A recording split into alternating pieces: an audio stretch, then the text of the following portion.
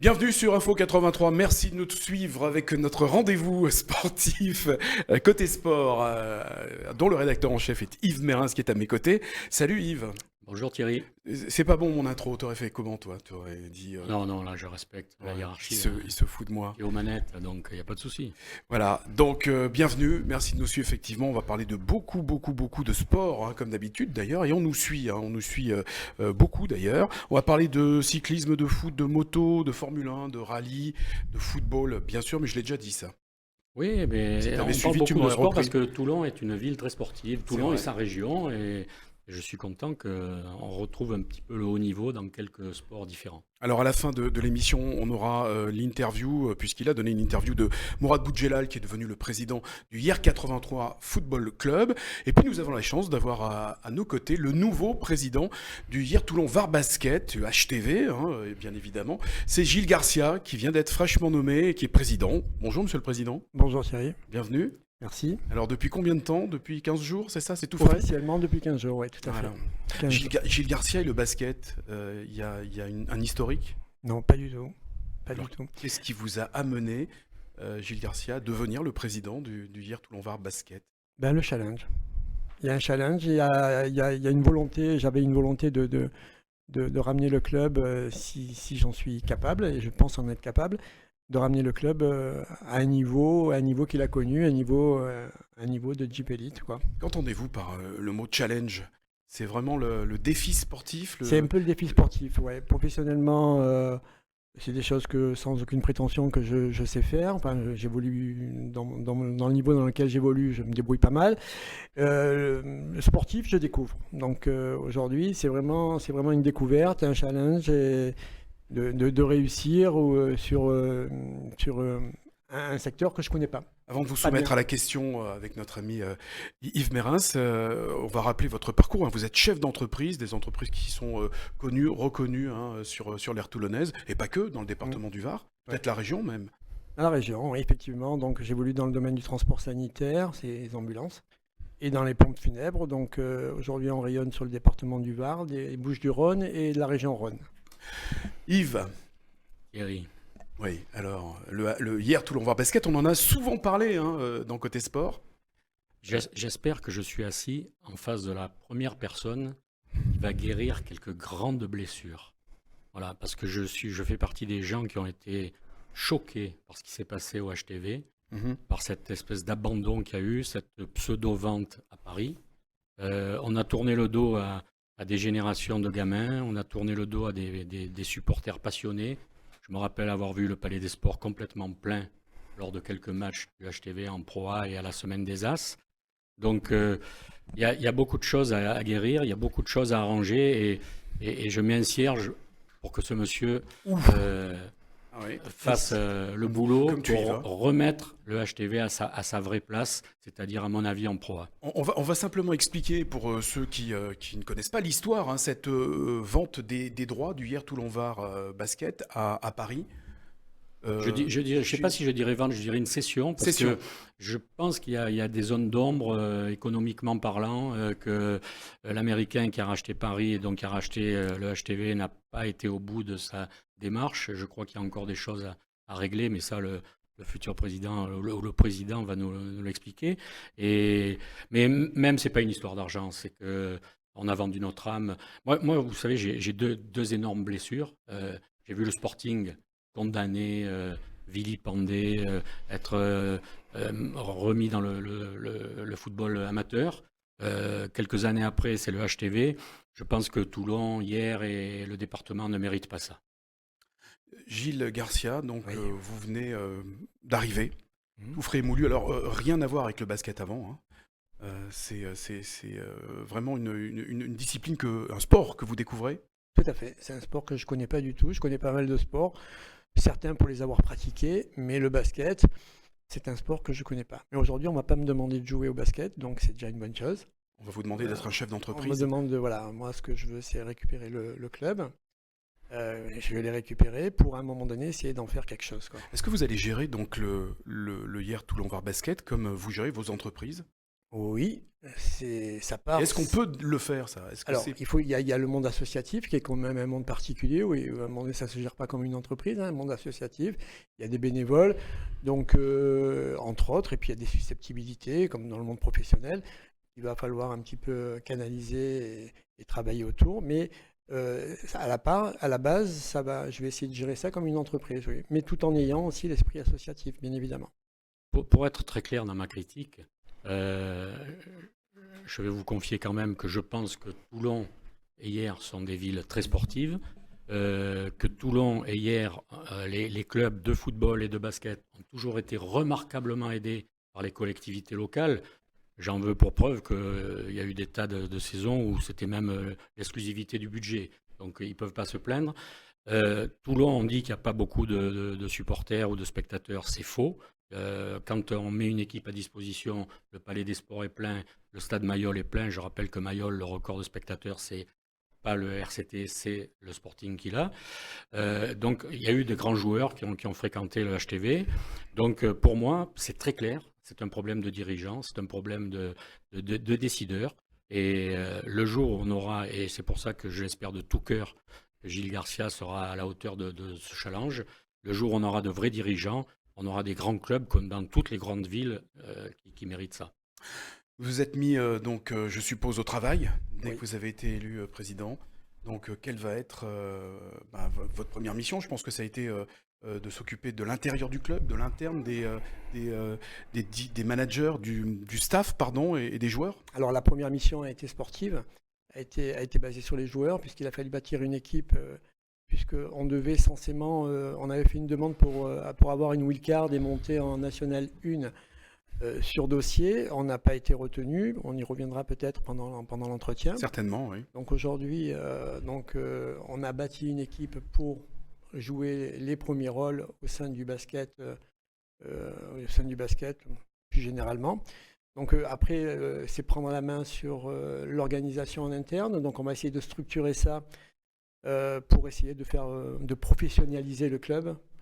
Donc organiser, la partie financière est une partie importante également. Donc on a récupéré les premières choses qui ont été mises en place et les premières mesures qui ont été prises, c'est de récupérer donc toute la comptabilité. Toute la comptabilité va être réglée en interne chez nous, donc puisqu'on a un service financier sur le groupe Loudan, donc tout va être géré en interne. Et réorganiser le club, faire un organigramme pour mettre les gens en bonne place, pour savoir qui fait quoi et qui est qui, quoi. Oui, c'est des moyens, hein, je suppose, hein. Un club fait. de sport, quel est le budget de ce club? Alors, vous parliez justement de comptabilité. Vous avez trouvé le club dans quel état? Le club financièrement, il était pas dans un bon état, on va dire, hein. Je veux dire, il y a Beaucoup de dettes. il y a beaucoup de dettes. Donc, mon travail à moi, c'est de rééquilibrer le club financièrement. J'y vais pour les raisons sportives, hein. C'est-à-dire, c'est important. J'y vais pas pour gagner de l'argent, mais comme j'ai dit à ceux qui veulent l'entendre, j'y vais pour ne pas en perdre non plus. Donc voilà. Avant qu'il prenne le club, je pense qu'il faudrait lui décerner une médaille.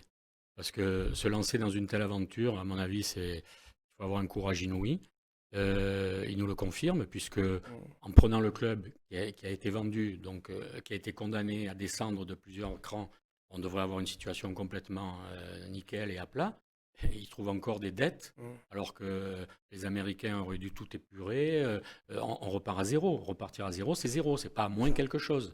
Donc, franchement, le challenge, il est au-delà de tout ce qu'on peut croire. Voilà. Donc, franchement, il mérite une médaille avant de prendre son poste. Voilà, expliquer donc cette notion de challenge, hein.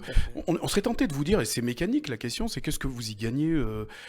C'est vraiment la volonté de remonter le Je peux HTV? répondre avant qu'il le dise. Vas-y, tu Je peux. crois que heureusement, Il y a des- dans encore ce pays, Oui. il y a encore des gens passionnés, il y a Voilà. encore des gens qui croient en quelque chose, en des projets, et je pense que Gilles Garcia en fait partie. Voilà. C'est ça. En fait, Heureusement. je vous remercie. En fait, il a répondu pour moi, c'est tout à fait ça. En fait, je crois en un projet. Le projet, c'est de revoir le club briller, le voir au plus haut niveau, de revoir, que ce soit l'espace 3000 ou le Palais des Sports, c'est des soirs de fête où, à un moment donné, il y a du monde. Je pense que l'esprit varois est sportif, en général, que ce soit sur le rugby, que ce soit sur le football, que ce soit sur le handball ou tous les sports qui puissent ici exister.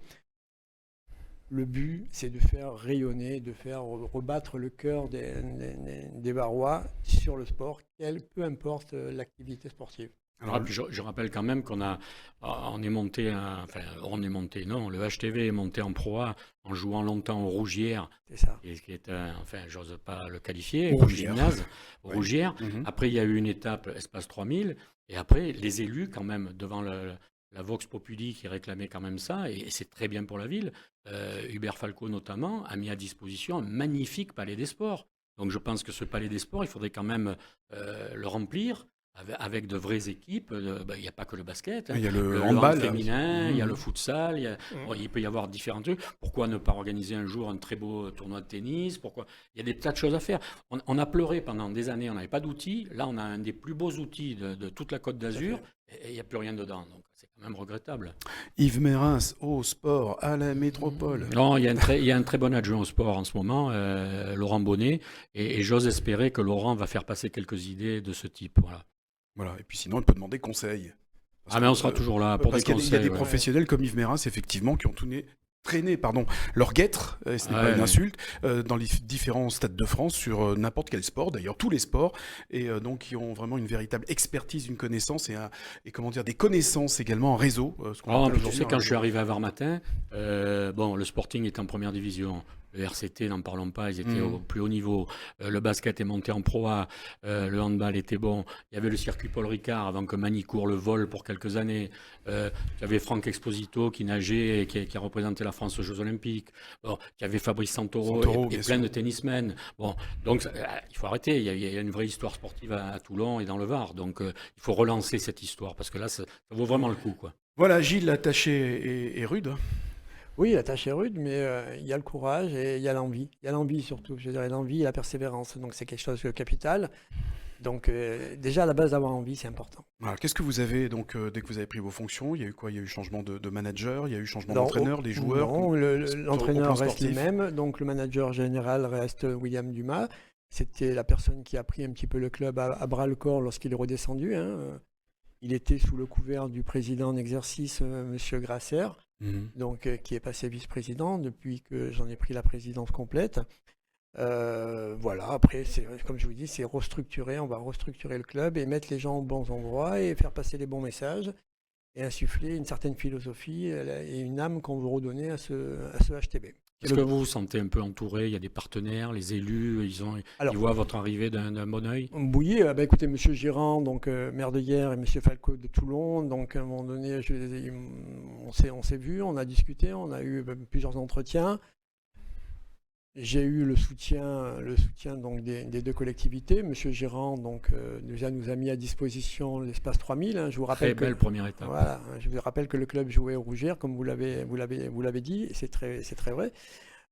Jouer l'espace 3000 pour nous c'est important vis-à-vis des sponsors, des gens qui vont nous suivre et qui vont aider le club aussi. Donc et puis aussi pour la population varoise.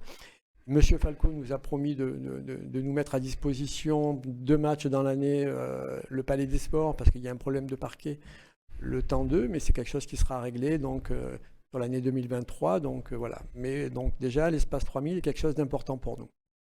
Récemment, il y a eu à la Fédé, ils se sont réunis pour repêcher 1 ou 2 clubs de National 2 en National. Le HTV a fait acte de candidature. Alors, et n'aurait pas été pris. Est-ce que vous pouvez nous en dire C'est un la peu fameuse plus? wildcard. oui, Dont alors on c'est la parlait tout à l'heure. wildcard, effectivement. Donc le HTV a candidaté, avait un très beau dossier. Donc on a travaillé sur ce dossier, sur l'aspect financier, notamment, puisque c'est quelque chose d'important pour la fédération. Quand vous dites on, vous y étiez? Vous oui. aviez déjà travaillé, vous, en amont, puisque vous êtes Non, président mais- depuis 3 semaines? Non, mais le dossier a été monté par mon staff de direction D'accord. financier, moi-même, et le manager général. Mhm. Et l'ancien président, bien évidemment. Donc on a travaillé, on a présenté un dossier qui tenait la route et qui était réel. C'est-à-dire que quand on a mis les chiffres, on n'a pas voulu se mentir, parce que moi je pars du principe que se mentir, mentir c'est se mentir. Donc on a déposé Vous avez été transparent. on voilà. a été transparent, on a déposé un dossier, on n'a pas été retenu. Donc voilà, on a été Le motif qui a été invoqué? on n'avait pas assez de points, il fallait un minimum de 50 points et on n'a pas été retenu par rapport au fait que le HTV a réussi à obtenir que 37 points de mémoire. Est-ce que quelques personnes à Paris ne nous auraient pas fait payer nos dernières années économiquement pas bien gérées, plus cette vente à des Parisiens Alors, est-ce qu'on ne paye pas un peu ce déficit d'image, quoi? alors personnellement, je pense que oui.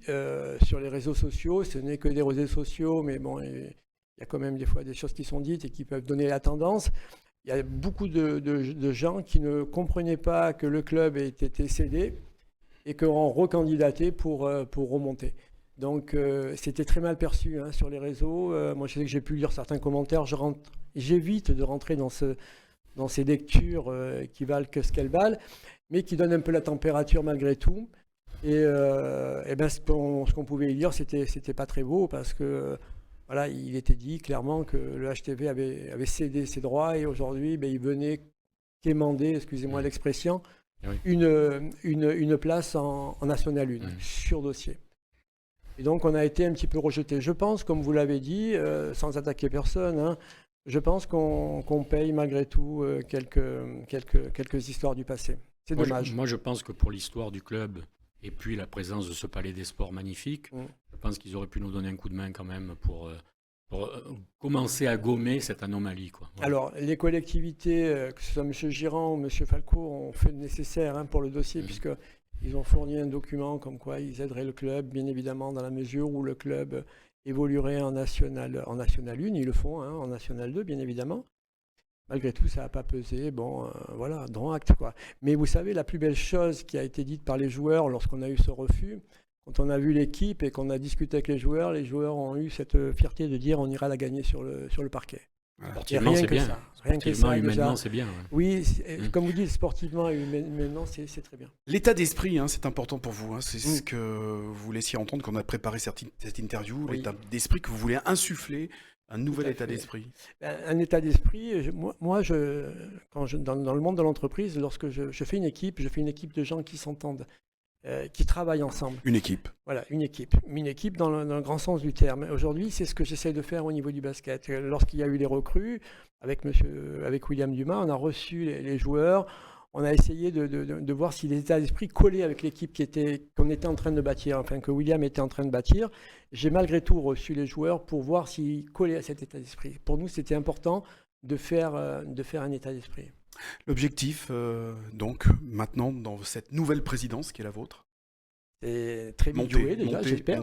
J'espère qu'on ne va pas retomber sur une année à venir, une année Covid. Je touche du bois, si on fait abstraction, effectivement, de ces problèmes de crise, alors on en saura plus en septembre, malheureusement. C'est jouer la N1. Jouer la N1 dès le début de saison. Donc là, on est en N2.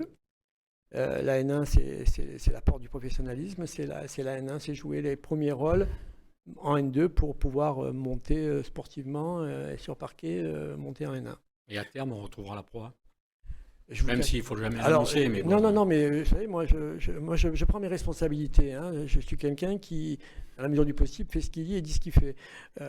Aujourd'hui, ma volonté, quand je vous parle de challenge, c'est pas monter en N1. Le challenge, c'est remonter l'équipe sans aucune prétention. Remonter l'équipe en Jeep Elite, sachant que le nom va encore changer. Jusqu'à présent, ça s'appelle encore Jeep Elite. Ça s'appelait Pro A à l'époque où évoluait le HTV. Le but, c'est monter déjà rapidement en Pro B, faire deux années en Pro B, peut-être 3, je ne sais pas, mais dans les 5 ans à venir, retrouver l'élite. Parce que vous dites ce que vous faites ce que vous dites. Est-ce que vous ferez ce qu'il faut? Si. Je ferai ce qu'il faut. Mais je fais déjà ce qu'il faut, je pense, déjà, entre guillemets, mais ça ne se contente pas toujours à des contextes financiers. Il y a l'équipe, il y a tout ce qui est autour, quoi. Ma blessure est déjà en train de cicatriser. Ah, ben merci alors. Eh ben bravo, parce qu'il est dur à cicatriser. Elle est importante. Ouais, dur à cicatriser. Hier, Toulon-Var basket, donc c'est l'avenir, c'est parti, c'est lancé avec donc le nouveau président Gilles Garcia. On parlera d'un autre club de hier, parce qu'il y a hier, mais c'est hier Toulon-Var. D'ailleurs, vous m'avez dit que vous nous avez fait une confidence, elle allait changer de nom. On peut en parler ou pas du tout? Le HTV. Oui, le HTV. Oui, et le HTV se nommera en début de saison hier Toulon Métropole. Basket. Exactement. C'est-à-dire c'est la porte ouverte à d'autres subventions? C'est-à-dire que toutes les villes de la métropole vont pouvoir... On aimerait. Hein, je vous parce que cache ça pas serait assez logique, quoi. Je vous cache pas que, on ira taper aux portes, quoi. Voilà. Est-ce que vous allez faire ce qu'il faut, sous-entendez ou sous-tendez justement cette partie-là, comme un autre président qui a été élu fraîchement, enfin ça fait plus d'1 an maintenant, mais en pleine crise, en tout cas il a repris un autre club hierois, hein, c'est le Hier 83 puisqu'il a changé de nom, Hier 83 Football Club, Mourad Boudjelal, qu'on aura l'occasion d'entendre en interview également, Yves Merens, puisqu'il a donné son interview à la Reine Jeanne, à l'Egade, c'était mardi dernier, et puis il nous a promis qu'il viendrait, Mourad, prochainement, très prochainement. On l'attend avec impatience. Mais avec impatience pour parler également donc, du football à Hier. Voilà, il se passe des choses hein, quand même dans la région, donc le HTV va s'appeler le HTM. D'accord. Bah oui, Hier Toulon, Métropole. D'accord, en avant-première. Vous allez intervenir, vous restez avec nous, hein, Gilles Garcia, vous allez intervenir sur tous les sports que nous allons évoquer avec Yves. Il y a des sports qui, outre le basket, qui vous intéressent. Le foot. Ouais, bien sûr, on est en plein dedans. L'Euro, on va en parler. Alors, je ne vais pas vous dire à quelle équipe que je supporte, parce qu'à un moment donné, je vais me faire tirer des... Ah non, mais il faut y aller, là. Maintenant, vous êtes président, il faut dire les choses. Si vous dites le PSG, on s'arrête tout de suite. Hein. C'est ça. Alors, en fait, oui, j'aime le PSG. J'aime le PSG, alors, pas la philosophie du club, mais j'aime voir évoluer ses joueurs, quoi, entre guillemets. Ben oui. Et aujourd'hui, c'est... À mon sens, ça vaut ce que ça vaut. C'est le seul club qui fait rêver et qui nous fait rêver et qui joue les Champions League. C'est vrai. Donc aujourd'hui, voilà. Maintenant, je supporte tous les clubs. Je veux dire que ça peut être Lille, que ça peut être Lyon, Monaco, Marseille. Moi, si le club gagne, je veux dire, bien évidemment, je le soutiens. Moi, j'ai du mal à comprendre lorsque je vois des supporters, par exemple sur un match du PSG, des supporters critiquer, ne même pas regarder le match. Je crois que quand on aime le sport, quand on aime le football, puisque là on parle de football, que ce soit Paris, que ce soit du moment où la France brille, enfin où les clubs français brillent, pour moi, je regarde et au contraire, je prends plaisir à regarder, quoi. Eh bien, tant mieux. J'ai retenu ce que vous avez dit tout à l'heure. Pour faire une équipe, il y a un état d'esprit, etc. Ouais. Donc le PSG devrait un peu s'inspirer de vos quelques phrases, parce que c'est une mosaïque de grands joueurs, mais ce n'est pas une équipe. On vous présentera donc Nasser Al-Khelaifi, qui est, je n'arrive même pas à le dire d'ailleurs, qui était donc le président, effectivement, le président, désigné président, hein, puisque c'est un pays, c'est le Qatar, hein, qui est président, hein, en principe, de ce club de sport de Paris, de la capitale. On désigne au Qatar. On va parler de football, Yves Merens. Avant, on va parler de cyclisme, parce que le Tour de France a démarré. Je pense que c'est le Tour de France. Le Tour de France avec un public. Parce que l'année dernière, on a vécu un Tour de France sans personne, et c'était une horreur, même si la course était très belle. Mais là, un grand public, les 2 premières étapes avec un show, Julien Alaphilippe, qui a été merveilleux, et qui a porté le maillot jaune. Et le deuxième jour, pareil, au niveau de l'émotion, Mathieu Van Der Poel, le petit-fils de Raymond Poulidor, qui a porté ce maillot jaune, alors que Raymond Poulidor, son grand-père, ne l'a jamais porté. Et c'est pour ça qu'il arborait basant sa légende sur ça. Voilà. Il n'a jamais porté le maillot jaune. Raymond Poulidor, qui, pour les plus jeunes, était l'éternel second, un poupou. Oui, mais qui a un beau palmarès quand même. Très beau palmarès, très grand coureur. Il a couru très tard, hein, d'ailleurs, un peu comme Alejandro Valverde, hein, qui a 41 ans. Il est toujours sur un vélo, et Raymond Poulidor, a couru jusqu'à 42 ans, et qui était présent dans la caravane du Tour, je ne sais plus pour quel partenaire, et qui arborait un maillot jaune, un polo jaune. C'est la fois où il a porté le maillot jaune. Et une fois, en couverture de Miroir Sprint, mais il y a longtemps, il avait fait mettre le maillot jaune. C'est la seule fois où il avait porté pendant sa carrière. Alors le Tour de France a bien démarré en Bretagne, avec une première étape emportée par Julien, le repapa, le tout nouveau papa. Quel puncher. Ouais. Magnifique. C'est vraiment... Tu le sens comment, toi, pour ce Tour de France? Est-ce que tu penses qu'il a d'autres ambitions? Non, c'est un homme de course, voilà. C'est un homme d'étape. Il ne s'est pas encore préparé pour gagner un Tour de 3 semaines. Voilà. Donc il va nous refaire quelques coups par-ci par-là, mais c'était un super coureur, quoi. Puis en plus, je pense que lui, c'est pas un coureur d'oreillettes, de consignes, tout ça. Il est à l'instinct et ça réconcilie avec le vrai cyclisme, quoi. Parce que aujourd'hui, certains quand même, ce sont des marionnettes, hein, et des oreillettes avec des fréquences cardiaques, des machins. Mais dans la gestion, ils font plus rien, quoi. C'est des robots, quoi. Donc ils pédalent quand même, heureusement, mais non, moi j'aimais bien ce cyclisme d'avant où c'était à l'instinct, quoi. Il y a eu 2 étapes, hein, donc la troisième. Au moment où on enregistre, ils sont en train de courir la 3e. Exactement, hein, puisque donc Côté Sport est diffusé tous les lundis soirs, mais c'est enregistré l'après-midi. Donc il y a eu ce fait aussi où une spectatrice Tu parlais de public tout à l'heure, une spectatrice s'est fait remarquer avec une pancarte qui a causé mais alors, un véritable... On a parlé de carambolage, mais là c'est une chute monstrueuse. Il y a quand même encore quelques abrutis quand même. Quand même, pour faire ce qu'elle a fait sur le bord de la route, il faut vraiment... Il lui manque une case. Franchement. Et alors, en plus, elle est en fuite, elle n'a même pas le courage de se dénoncer, elle a même pas... Bon, elle fait ça, ben, elle assume. Hein. Bon, elle va pas aller en prison pour ça, mais au moins, elle est en fuite depuis 2 jours. Enfin, je veux dire, c'est vraiment un geste horrible. Soyez prudents si vous êtes au bord des routes. Le tour qui doit passer d'ailleurs dans la région, pas ici à Toulon précisément, mais un peu plus haut dans les hauteurs de notre belle région. Voilà pour le cyclisme, c'est tout. Tu voulais ajouter quelque chose? C'est bien, mais bon, on a 3 semaines de bonheur là devant nous quand même. Hein. Et Moi, j'ai une question. Hein, Ouais. vous avez un pronostic pour le final de ce Tour de France? Je pense que ça va se jouer entre les 2 Slovènes, là, Pogacar et Roglic. D'accord. Parce que je pense qu'ils sont un peu au-dessus. Les autres sont pas encore. Les Français n'ont pas le niveau. Ouais. Bon, Ineos, j'en sais rien. Ils ont une belle équipe. Je sais pas quel est C'est vraiment une équipe bâtie pour remporter je le sais Tour de pas France. quel est leur pharmacien aujourd'hui, donc je me gêne. Je m'avancerai pas là-dessus. Voilà. C'est dit. Merci Yves Merens. Football maintenant avec l'Euro 2021. Voilà. Et puis Un euro bizarre. Un euro éclaté dans tous les coins de l'Europe grâce à Michel Platini. Je partage beaucoup de raisonnements de Michel Platini, mais là, quand même, c'est un peu étonnant. Moi qui en ai suivi des tas d'euros, il n'y a pas la fête dans un seul pays, il n'y a pas ce rassemblement de supporters qui viennent de partout. On sait, ce soir, je crois qu'ils jouent à Saint-Pétersbourg, après ils vont aller en Angleterre, ils ont fait Budapest, Bucarest. Enfin, je veux dire, c'est hallucinant comme truc, quoi. Un euro très éclaté, qui porte son nom. L'euro, c'est l'Europe. Voilà. Oui, mais ils jouent l'Europe dans un seul pays en général, ou 2 pays, quoi. Hein. Et là, je trouve qu'ils ont un peu... C'était un test, Ils ont un peu attaqué Ouais, je pense qu'il ne sera pas reconduit, hein, sincèrement. Il y aura peut-être 2-3 pays frontaliers, mais ça m'étonnerait qu'on éclate comme ça dans tous les pays. Il y a une équipe qu'on suit plus particulièrement, c'est l'équipe de France, de Didier Deschamps. Ouais. Satisfait, Yves? Satisfait par les résultats. Enfin, non, très honnêtement, je ne fais pas une fixation sur Benzema. Ça va faire plaisir à notre stagiaire. Contrairement à de nombreux Français, je n'étais pas un grand fan du retour de Benzema, même si je pense que c'est un grand joueur, mais je pense qu'au niveau justement des notions d'équipe dont on parlait tout à l'heure, je pense que Didier Deschamps s'est remis un peu le verre dans le fruit et que c'est pas forcément bien accepté malgré les sourires de façade. Je pense pas que des gens comme Giroud et les copains qu'il doit avoir dans l'équipe apprécient beaucoup le retour de Benzema.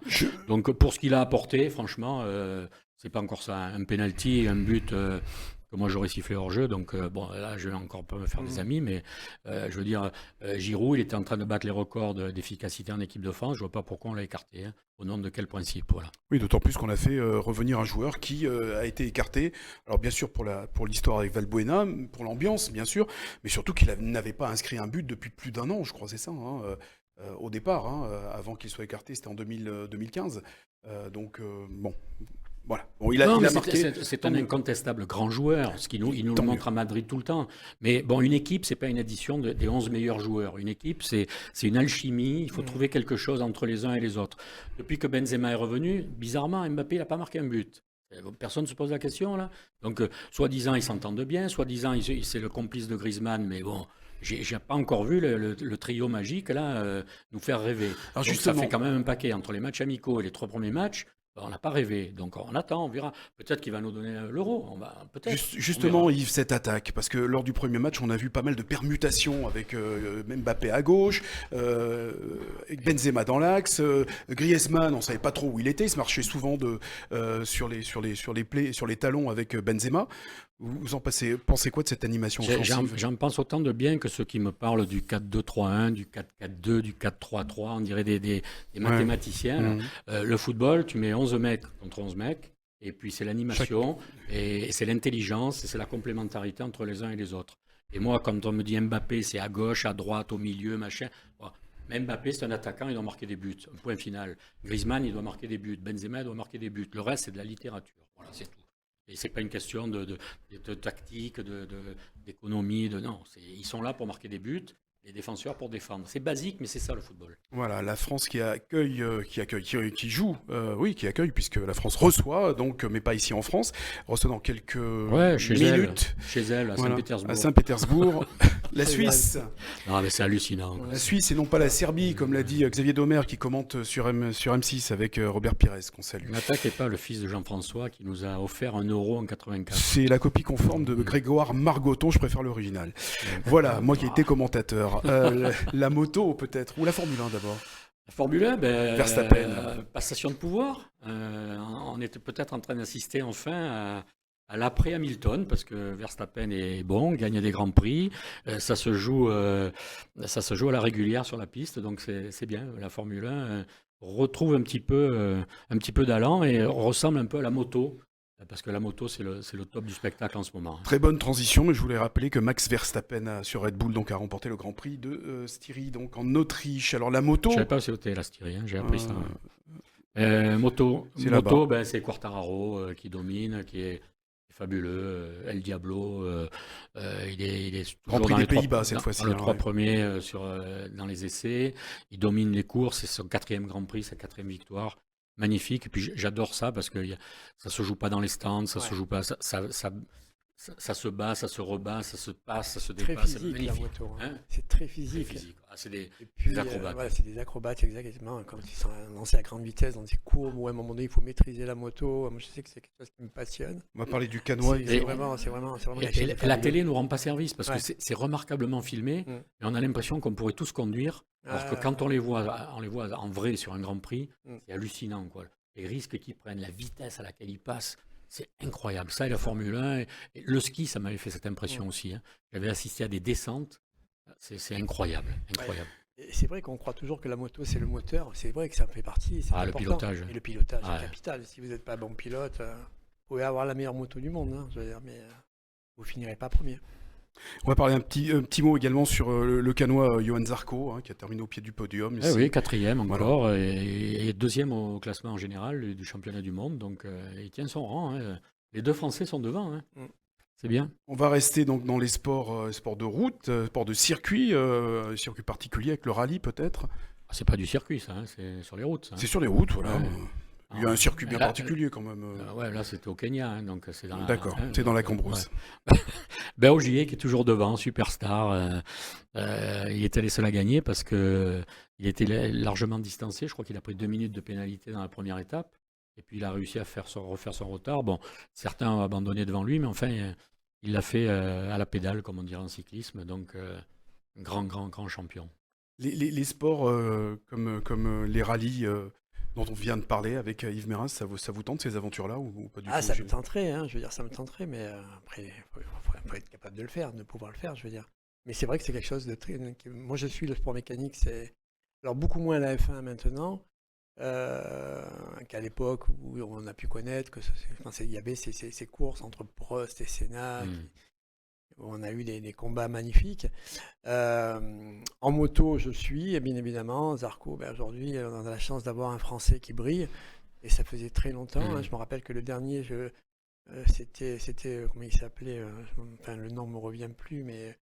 Ah, il y a eu quelques champions. Là. Oui, il y a eu quelques champions, mais ça remonte à Il y quelques en avait années. d'ailleurs de la région, hein, Oui, d'ici. oui, Là, tout à fait. quand il y avait le Castellet, forcément, Exactement. il y avait pas mal de pilotes. Après, le rallye, un petit peu moins. Bon, Ogier, je suis pas. Je suivais à l'époque... Sébastien Loeb. Quand il y avait Loeb, effectivement, donc c'est vrai que ça a été un pilote qui a fait de grandes choses. Mais c'est vrai que le sport mécanique, aujourd'hui, ce serait plus la moto, je suivrais.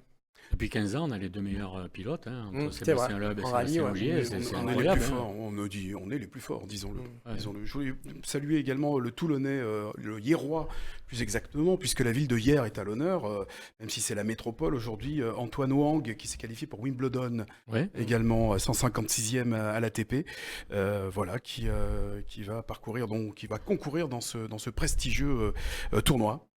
Une grande date, Wimbledon, un Vas-y, des 4 Antoine. tournois de référence et sur le gazon anglais, c'est toujours un grand spectacle. Avant de passer à l'interview de Mourad Boudjelal, qu'on a eu le plaisir de rencontrer cette semaine, un petit mot de basket, on revient au basket. Bah, les Françaises, oui, Féminin. elles sont maudites sans être maudites. Hein, elles ont été battues à la régulière par la Serbie. Ça fait 5 finales d'affilée qu'elles perdent. C'est incroyable. Elles avaient toutes les armes. Là. Ce coup-là, cette génération-là, elles avaient tout. Elles ont écrasé tout le tournoi de leur talent. et elles sont passées à côté de leur finale, mais d'une façon incroyable. Je dis les Françaises et je mettrai dans le lot peut-être leur coach, je l'ai senti pas très bien inspiré, Valérie Garnier, qui a cherché des solutions mais qui ne les a jamais trouvées. Donc voilà. La pression peut-être. Mm. Ouais, c'est bien français, ça. Ouais. C'est à chaque fois la C'est dernière vrai. marche. On va pas assez au bar pour boire de dépression. Donc on n'a pas l'habitude à consommer avec modération, bien sûr. Gilles Garcia, nouveau président du Hier Toulon Var Basket, nouveau président également depuis un peu plus de temps maintenant, hein, plus d'un an. Mourad Boudjelal a donné sa conférence de presse. Alors, saison blanche pour la Nationale 2 de football. Yves, mardi, il a convoqué la presse. Il était avec Nicolas Anelka? Il était non pas avec Nicolas Garrigue, mais pas ce Nicolas Anelka là, voilà. Donc en fait, il a expliqué pendant la conférence de presse que c'était difficile effectivement avec Nicolas Anelka, et puis que la crise aidant ou n'aidant pas justement, il n'avait pas les moyens non plus d'assurer un salaire à Nicolas Anelka. Ça, il l'a dit quand même. Voilà, pendant la conférence. On posé la question avant, on lui aurait donné la réponse. Hein. Voilà. Très modestement, mais on l'aurait aidé sur ce coup-là, parce que il a été génial dans d'autres trucs, mais là, sur ce coup-là, il n'a pas été inspiré. Patrick Issartier et Hugo, notre stagiaire, sont allés à la rencontre de Mourad Boudjelal, qui, bien sûr, s'est exprimé sur le projet sportif, son projet sportif. Que va-t-il se passer en National 2 du côté de hier? On écoute la première intervention de Mourad Boudjelal. Ben, je sais que ce ne sont pas les mêmes. Et a priori, c'est pas nous qui avons le plus, quoi. Alors si c'était nous qui avions le plus, je me serais tu, bien sûr. Mais c'est pas le cas. Voilà. Donc je souhaite, mais j'ai pas de souci là-dessus, ça sera le cas. Je souhaite qu'aujourd'hui, le club de hier soit traité comme tous les autres clubs du département. Voilà, de façon égale. Vous connaissez les clés de répartition Non. C'est par rapport au public, est-ce que... Non, ça se fait pas par rapport au public. Hein. Je veux dire, non, ça se fait. Je sais que j'ai eu écho dans le monde du rugby au Pays Basque. En fonction des divisions, quand on est la même division, c'est pareil, quoi. Voilà. Et tu arrêtes tout, Boudjelal. Voilà, et on est en direct, messieurs. Ah, ça débat, ça débat. Voilà, Mourad Boudjelal, effectivement, qui parlait justement des aides qu'il peut obtenir. Bien sûr, il y a les sponsors, il y a les partenaires, il y a également les institutions. La métropole notamment. Alors il a déclaré lors de cette conférence de presse qu'il veillerait personnellement, selon ses propres termes, à ce que les subventions soient égales, les subventions accordées en National 2 au Sporting Club de Toulon et également au hier 83 Football Club. Yves, Gilles Garcia, vous voulez réagir par rapport à ce thème? Moi, je pense que je vois pas pourquoi elle serait pas égale, quoi. Donc, je pense que au moment où on parle, je pense que le hier Football Club aura les mêmes subventions que le Sporting. Ou alors, c'est sûr que s'il y a un décalage entre les deux clubs, bon, faudra que les collectivités s'expliquent et nous expliquent pourquoi à un moment donné elles donnent à un club plus qu'à un autre. Mais je pense qu'elles vont jouer le jeu avec les deux clubs et qu'elles donneront l'équivalent aux deux clubs. Enfin, J'espère que les subventions ne vont pas être siphonnées par le football au détriment du basket. ah, mais ça, j'y verrai. Ah. Décidément, il va y avoir beaucoup de ça, veille. Tout le monde veille. Il va y avoir beaucoup de personnes qui vont monter la garde. Et je t'explique que la blessure est profonde, donc on va être attentif à tout, quoi. Voilà, moi, s'ils veulent remonter en Pro A, mais je serai le premier supporter, maintenant que je suis plus journaliste, je vais être supporter, je serai le premier supporter du HTV. Voilà. Donc je rêve de revoir des matchs de ce niveau-là dans ce palais des sports-là. Voilà. Je rêve de ça. À mon âge, je peux encore avoir des rêves. Mais évidemment, ça ne s'arrête pas les rêves. On devait écouter Mourad Boudjelal, puis finalement, manque de temps. Mais il va venir. Il va venir, il me l'a promis, il me l'a dit. Il a parlé de recrutement, à commencer par le coach Lilian Campan, donc effectivement très bon recrutement pour Mourad Boudjelal. Il va cibler donc des joueurs de National 2 et de la division au-dessus, bien évidemment. Voilà, et puis les subventions, un projet, mais il aura l'occasion de nous en parler lorsqu'il sera avec nous. Yves. Et pendant ce temps, Jean Tigana Oui. est à Marseille avec toute la génération 84 pour rendre un hommage extraordinaire à Michel Hidalgo, qui est disparu il y a un an. Voilà, toute l'équipe de Platini de 84, championne d'Europe, était là. Je l'ai vu, ouais, effectivement. Et Jeannot, qui est à l'origine un petit peu de cette fête-là, ce qui ne m'étonne pas vu son grand cœur, était au milieu de tous ces gens-là. On doit clôturer l'émission. Voilà, merci Gilles Garcia. Juste un petit mot, Yves, je voulais te saluer, enfin te transmettre le salut, les salutations puisque tu parlais de Jean Tigana, de Richard Bettoni, Oui. voilà, qui a vu ton émission, il a vu la façon dont tu t'es exprimé sur Jean Tigana, et ça l'a beaucoup touché. Eh bien, qui viennent à cette table, il sera le bienvenu. Voilà, Richard Bettoni, le message est passé, tu viens quand tu veux. Et puis Jean, bien sûr, inutile de vous lancer une invitation, vous êtes le bienvenu, vous êtes chez vous ici. Gilles Garcia, merci beaucoup. On dit quoi dans ces cas-là? Nouveau président, on dit bon vent, on dit merde, on dit quoi? Ce qu'on veut? Toutes les bonnes volontés sont bonnes à prendre. Bon courage. Voilà, bon courage. Liv, On je dit te laisse. beaucoup d'admiration Merci. sur ce challenge à relever et beaucoup d'appréhension, mais on sera attentif à ce que vous gagnez. Merci d'avoir été notre invité. Merci Yves Mérins et merci de nous avoir suivis sur Info 83.